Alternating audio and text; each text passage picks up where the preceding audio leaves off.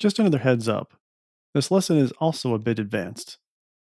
We'll be exploring what happens when an internet connection becomes unpredictable when people are trying to load your app. It's actually something that happens more often than you know, especially in today's mobile world. You can skip this lesson if you want, but you want to revisit it soon. Alright, let's break some stuff. When it comes to testing third party JavaScript, like Google Maps, one of my favorite tests is simulating a spotty or slow internet connection. This is often called network latency. Many browsers let you block a domain or even slow down your whole internet. But what happens when you slow down only one domain?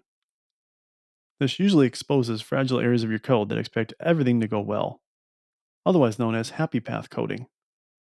For this, I'll be using a tool called Charles Proxy. It's a great networking tool for Macs, Linux, and Windows.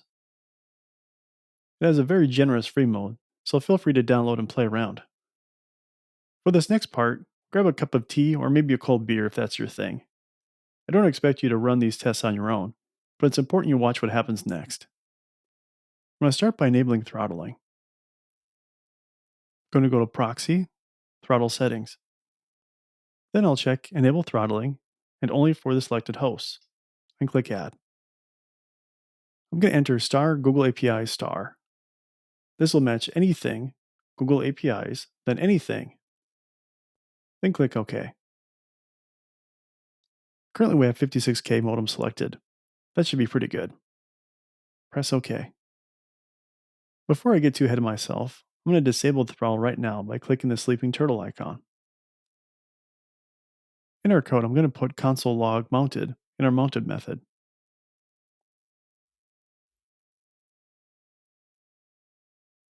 And save. Let's go back to our browser and make sure that we're still on the property page with our DevTools open. And refresh. Great! Everything was really fast. Our mounted message showed right away. Now, I'm going to go back to Charles Proxy and enable throttling by clicking the turtle again. Notice the word throttling in the lower right side of the screen. That means that throttling is enabled. Now let's refresh our browser again.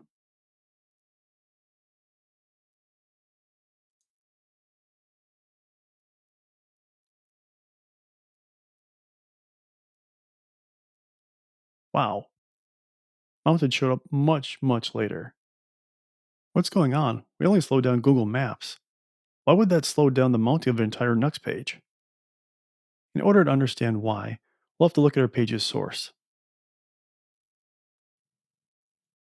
Okay, there's our Google Maps script marked as deferred. Let's scroll all the way to the bottom. Here's where Nux injects the client-side scripts for our app. All of those are deferred too.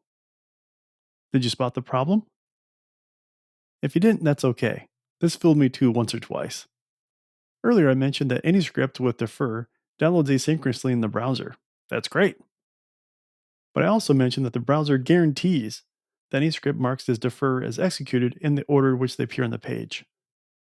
Since we slowed down Google Maps and it's marked as deferred, and since all of Nux JavaScript is at the bottom of the page also marked as defer, the browser had to wait for Google Maps to download and execute before it could even start up Nuxt. That's pretty horrible. Okay, everyone, the break is over. Let's start coding again. The first thing we'll try is marking our script as async instead of defer. For any of you who actually installed Charles Proxy, bonus points to you.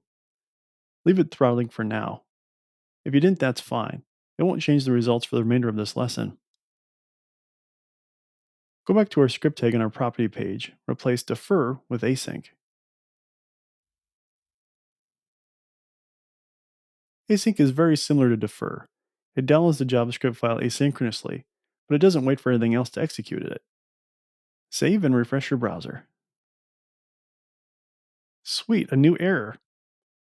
The problem now is that Nux is loading too fast. Since we marked Google Maps as async, Nux spins up right away and runs our mounted function, which assumes Google Maps is already available. We need to check to see if Google Maps is ready when our page loads, but then we also need a way to wait for it in case it isn't. Let's start by creating a new function under methods called showMap.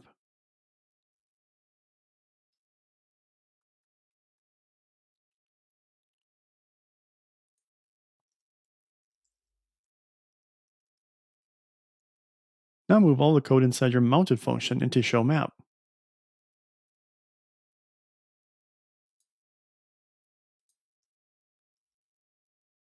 So, our goal is to only show the map when Google Maps library is loaded, and wait for it if it's not loaded. We already have the map loaded variable, which tells us if it's loaded or not. But how can we wait for it to be loaded before we invoke the show map function?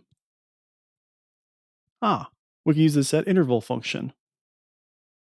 Set interval evaluates a JavaScript function on a timer until the interval is cleared.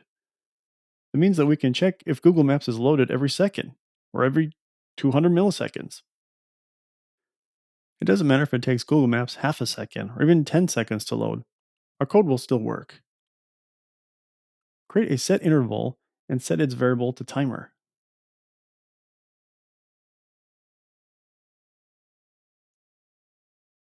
The first parameter of set interval is the function to run. So let's create an anonymous function.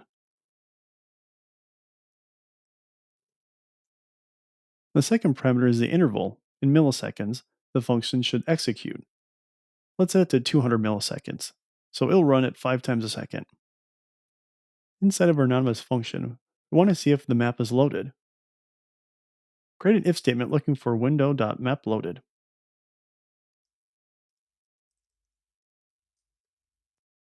If the map is loaded, we want to stop the timer, so use clear interval and pass the value of our timer. The last thing left is to run our new showMap function. And save and refresh. Perfect. No more errors.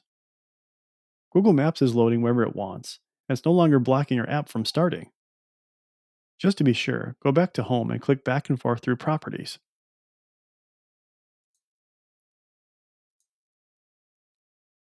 Great, all clear. Before we forget, we no longer need Charles Proxy, so let's close it to stop all the throttling and network monitoring.